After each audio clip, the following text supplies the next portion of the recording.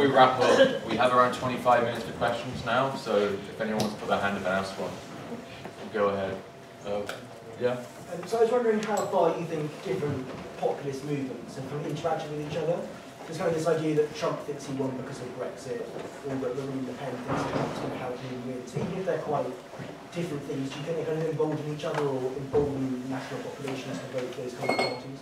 Or do you think it's more of just kind of a tenuous narrative that's created? I think that's quite a hard one to answer.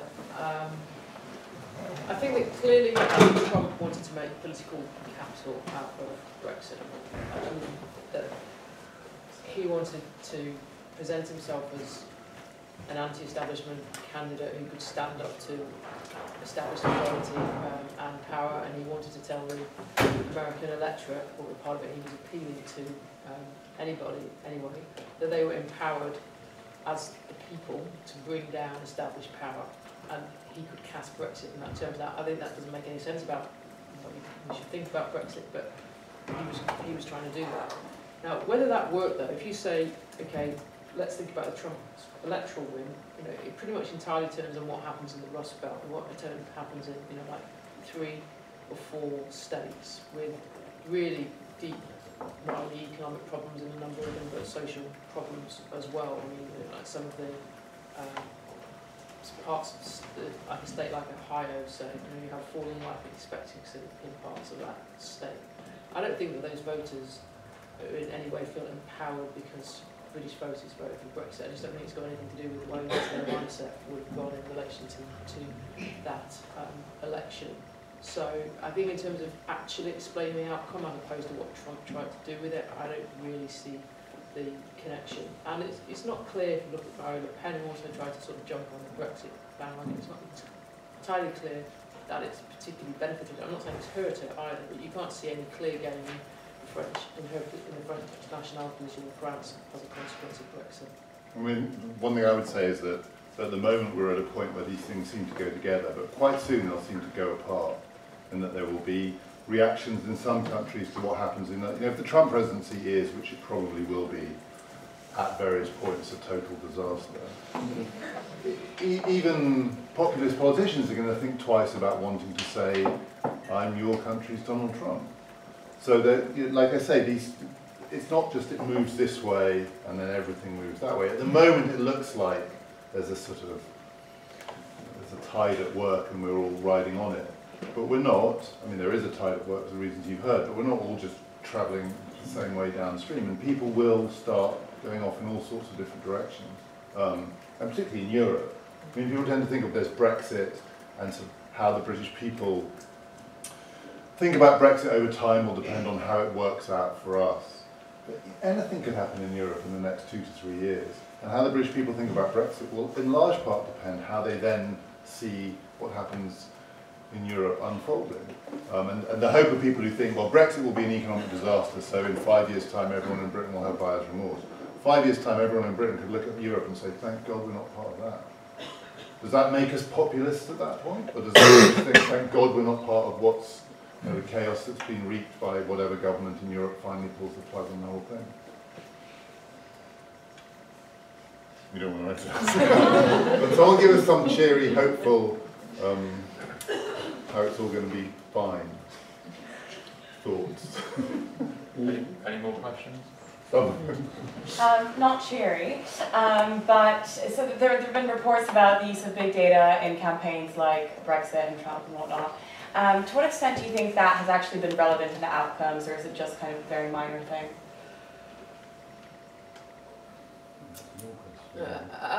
I think it's quite possible that they did matter in the Trump case and the Brexit case. Anyway, when you're talking about elections that are fairly narrow in margin, obviously the Trump one was particularly narrow because of the fact that it turned on America being a federal state and what went on in a few states. And if you look at those Rust Belt states, they're very small margins of victory, tiny in some cases. So at that point, kind of everything makes a difference to the outcome. But I think I'm going to give a plug to Dominic Cummings, so that I have both David and I have done in various places before. If you read his long blog, it's about 20,000 words on the Leave campaign and the strengths and weaknesses of it, and he's extremely damning about the campaign's weakness, particularly about individual politicians. He does seem someone who's thought harder than perhaps anyone was in a position to think harder than anybody about why Leave was able to win. And he does seem pretty convinced that the data that the model for dealing with the data that they used did make a difference, and that they were doing something that was superior in this respect to what the Remain campaign was doing. And I was reasonably convinced by that argument. Obviously, it's nothing like a sufficient explanation, because it's only really a matter of a close election, but Brexit was a close election. Sorry, Jim, you... This is an order of magnitude, this is facetious, but as an order of magnitude question, I mean, how would you run it against the contribution to the outcomes of the in the American case anyway, of the Russian Secret Service? I mean, I read the front page of Le Monde today, and it said, roughly speaking, that they must be settling down to Macron now. Yeah. And I thought, well, I'm sure they are. I mean, why not? I mean, have another crack. I mean, it's you have to ask what had to be true for that conceivably to be consequential. So I think in the big data case too, I mean, a lot else has to be true. Actually, it's very, I mean, other things were true to get the effect. And there is this sort of story that there's this firm, Cambridge Analytica, you heard of them, who worked for Brexit, and then Trump hired them. You go on their website, it's hilarious, because it's like something from the 1970s, it's like biorhythms or something, it's kind of the 5 personality types. I mean, it's just so obviously, as presented, snake oil, but then you think, well, it can't be as stupid as it looks, so they must have some secret formula. And then you just end up going down. But the big difference is, I mean, one of the ways in which Brexit and Trump are not analogous is that Brexit was the result of a very high turnout, including large numbers of people who do not normally vote. And Trump, nobody voted for Trump. It's just even fewer people voted for Hillary Clinton. So Trump's election was on a very low turnout. As his campaign famously said, at one point we don't have a get out the vote operation, we have a voter suppression operation because we're going to try and persuade people not to vote for Hillary. And it's possible in these states where it was won by 20,000 or 50,000 or 100,000, that some of the micro-targeting of potential Hillary Clinton voters, particularly among African American and Latino communities, might have been. I don't think we know. It's a very tight election, like Helen says. But the idea that somehow, it is true that for a populist, Donald Trump is really, really not popular. Nobody voted for him, nobody really likes him, apart from the people who do. Whereas Brexit, broadly speaking, not only was popular, the polling suggests is still pretty popular. And that is a huge difference.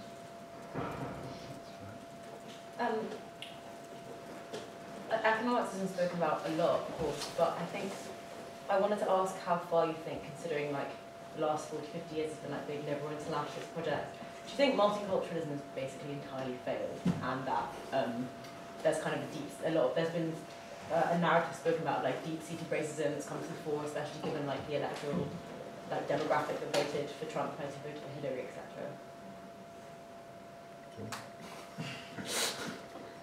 Well, I do think that liberal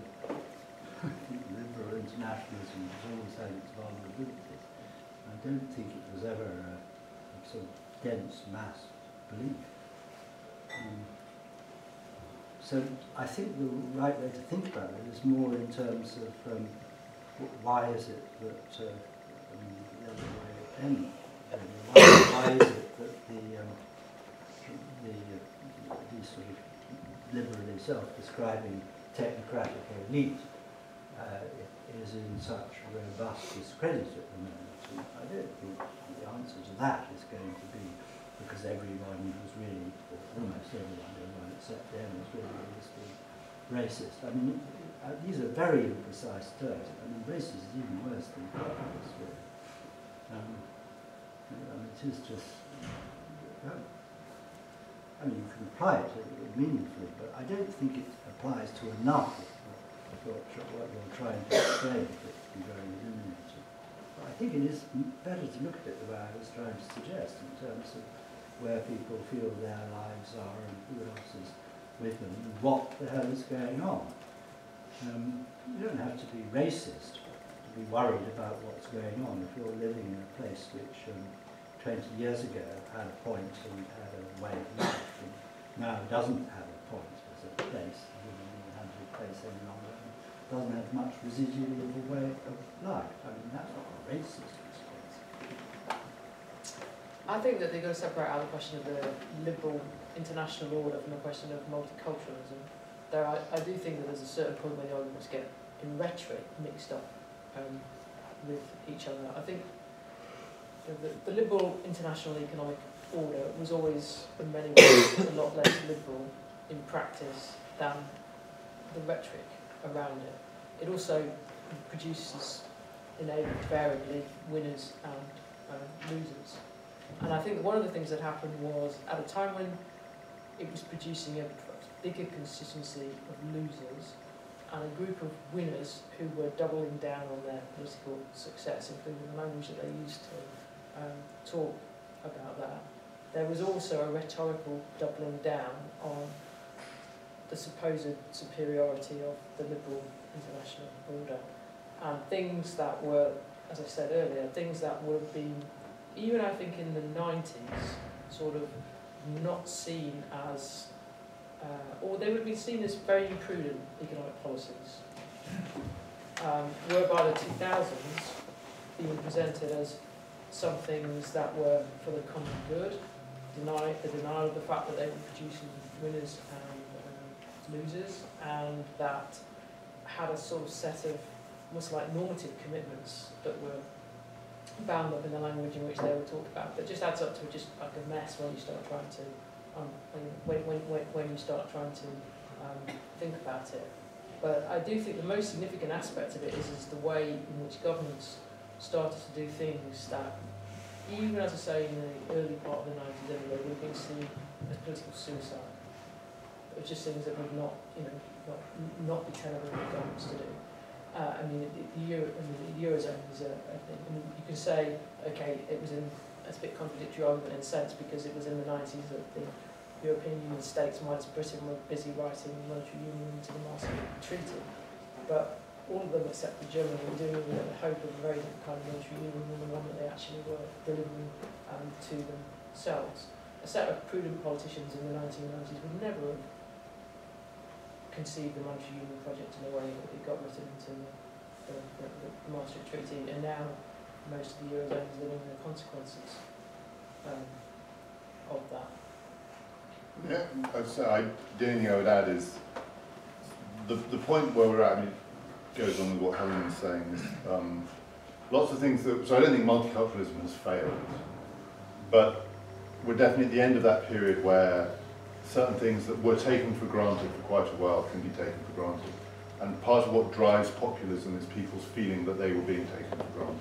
So that the assumption that many politicians had that certain things didn't need defending because you could just assume that all right-thinking people go along with that. And once that starts to break down, people will feel emboldened, and some of it will come out in I think, forms of racism. People will feel emboldened to express the ways in which they felt they had been taken for granted. I don't think, like I said before, I don't think it follows like it was all going one way and now it's all going the other way. But we're at that kind of high point of people who felt, and it depends how far you want to go back, but they've been taken for granted for 5 years, 10 years, some of them 20 years or more, have started to say you can't take us for granted anymore. And under those conditions, you're going to get all sorts of stuff that comes out that used not to be said. And I think it would be too gloomy to think that it's just all going to, more and more of that is going to be said. But I don't think, in a way, I think we're at that point where that aspect of what's driving populism is really acute, because people feel emboldened. There's no question they feel emboldened by the fact that they can say you can't take us for granted anymore. It is ugly, some of it. Oh, we've time for one more question, so. We've got time for a couple more. Are we finishing at 7? 7, yeah. With the argument that populism comes from like after a period of political consensus. Do you think how broadly do you have to look at that for it to be the case? Because, for example, whilst there's been like a broad consensus of like liberal democratizing policies like in the West as a whole, when you actually look at America and sort of the policies that have driven Trump's campaign, they've been like very contentious issues that have been brought up throughout Obama's administration. Things like immigration, abortion, and like homophobia, which have been like particularly strong issues in Obama's administration. So like, how far do you think that the consensus politics like applies to a case like in America at the minute? Because I would argue that it's not necessarily been a consensus, and that it's been driven more by a rejection of Obama's administration rather than a rejection of like consensus politics. Good question. I mean, clearly, at the period that I described as being of broad political consensus until it wasn't, was also a period of growing partisanship. And so you both had growing partisanship, and also, relatively speaking, between the two main parties, in some respects, particularly in economic respects, a fairly narrow policy space within which they thought it was possible to operate. And those two things may well go together. And the other feature about now, and again I think it does connect with maybe 100 plus years ago, but not points in the 20th century, and it's still true, I mean, it's part of what's driving all of this, is that there's populism and there's mainstream politics, but there isn't revolutionary politics, there aren't real ideological alternatives, there aren't many people in the West who are saying that we should organise our societies the way that China is currently organised. There aren't many people in the West who are saying we should organise our societies any way than that it should be fairer and better and people should feel more empowered and so on.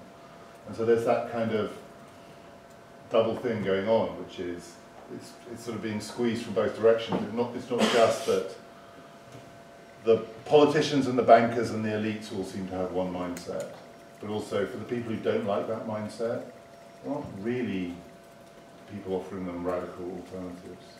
I mean, I'm sure there are radical alternatives, it's just they don't seem to catch on in the way that even in the 70s, when politics was as fractious as it is now in the 70s, one of the things that happened, probably made it easier for the mainstream to fight back, was that people were being kind of siphoned off into revolutionary Marxism over here, into really radical forms of politics.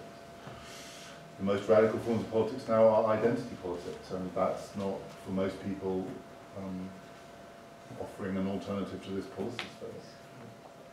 I think that there was an economic policy consensus in American politics that kind of runs from Bill Clinton through to the Obama presidency.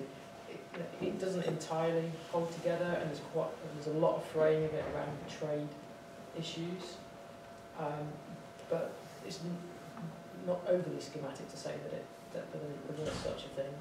Clearly what there wasn't ever in the United States from the 60s onwards was any kind of cultural consensus, because you just had a whole set of issues of what sometimes called the culture war, contested subjects, and a lot of that is bound up with the Supreme Court. I mean, really starting with the Supreme Court's 1962 decision on school prayer being fueled by the abortion decision in Roe vs. Wade. So America's had a very divisive politics around those issues for a much longer period of time that we're talking about. I think the one that kind of is in that space in between, and interestingly obviously was part of Trump's rise, particularly I would say actually in the nomination process as opposed to the general election, is the issue of illegal immigration, which kind of really takes off as an issue in terms of contested politics in the latter part of the 80s and into the 90s.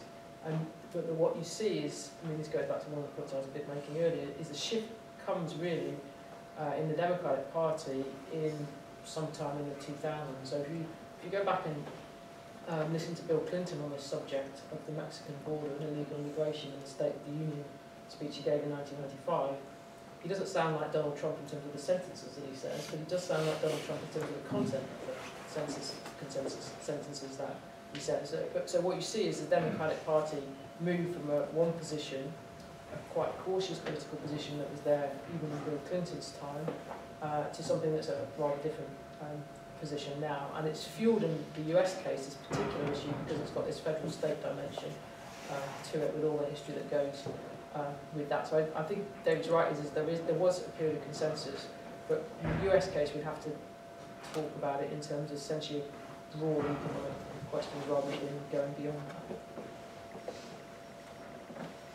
So can I ask a question? Someone want to give us an example of something that's going to, so it's some kind of way of doing politics that we haven't thought of that could rescue everything?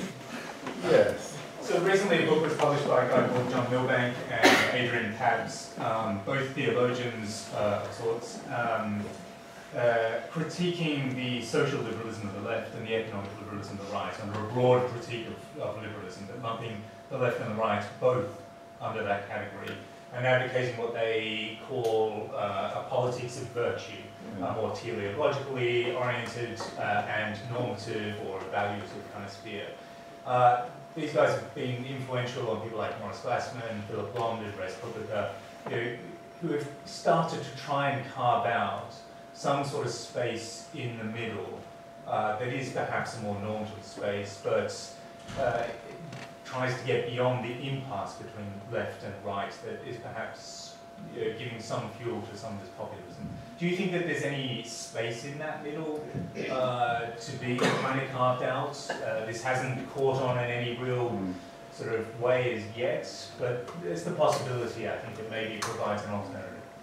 I mean, I know that they think that, so the question is then, so that's an account of virtue, but what institutional form would it take? That's part of the issue here. And I know they believe that actually there's sort of slack in the system outside of the state for virtuous institutions to kind of set an example of how you can think about the common good in ways that don't follow this sort of political pattern that people are so disenchanted with. And then when they're asked for examples of such institutions, they say things like, oh, the University of Cambridge. I mean, seriously. And also the BBC and the Church of England and other institutions. Well, we're home and dry, aren't we? So, and I'm not trying to mock it, but since one of them, I mean, I've heard Morris Glassman say it about, so it's us. And I look at the University of Cambridge and I think that far from being well placed to sort of use its, because he thinks it has all of these sort of advantages of autonomy and history that allows it to stand outside of these things, whereas it just looks to me like it's being swept along like everything else. Yeah, bobbing around in the way. Sorry. I don't think it has. But again, it's us, so we're allowed to say is that, it. is that perhaps because we're not stepping up to the plate? Yeah, but yeah, it probably is, but then... Yeah, but the plate has to be there. You have to stand. So, yeah, complicated baseball metaphor. right. I won't try with that. I mean, it doesn't have a political economy to go with it, and actually it's the political economy which organises life. So I mean, it doesn't, not all on its own, but it provides most of the structure of life. You can't do without that, and that's why it really matters that actually there isn't an alternative economic policy. There's sort of fidgeting towards particular audiences for a less obviously disagreeable version of the mandatory economic policy. Well, as long as that remains true, this is not a world with much obvious hope out ahead of it. I mean, I don't mean things are bound to be absolutely abominable, but the chances of getting back to the point that David described, I mean, the point at which the sort of post-populist reconstruction of livable order, encouraging order, I think we don't have any idea what that would look like at the moment. So it's a question of getting through without taking too much damage, I think, in terms of judgment. I mean, I think that it sounds to me very much as though the Milbank recipe is in a rather less sociological way in his case. I mean, the same with Robert Putnam. And Robert Putnam comes out as, you know, what needs to be reinvented is the Boy Scouts or something like that. I mean, of course, there's always true that lots of people around who can do good stuff, and many of them are doing good stuff already, but that's not an alternative global political economy. I mean, I just want to finish by saying, you know, it's partly even optimistic, and possibly optimistic anyway, to think. I mean, I think economically, I mean, to use my favourite metaphor about this, is we're not in Kansas anymore, and we aren't going back to Kansas. We have to face that. But I think that the optimism that comes out of that is that because there is no way back, and because actually lots of people are having a kind of crisis of faith and progress, and the belief that history is, you know, blessing us to go in a certain direction, it will not get better so long as people have that faith in progress, I think. You know, and whatever else is going on at the moment, there is a kind of confrontation with reality that is required by the situation, and that probably is a necessary condition of anything getting better. So long as we keep believing it will or it should get better by some kind of providence, then we won't really get anywhere. But because we've in some sense got to give up on that faith, then it is a chance that it can, as long as we understand that isn't going backwards to where we've come from. Okay, can we have a final round of applause for our speakers?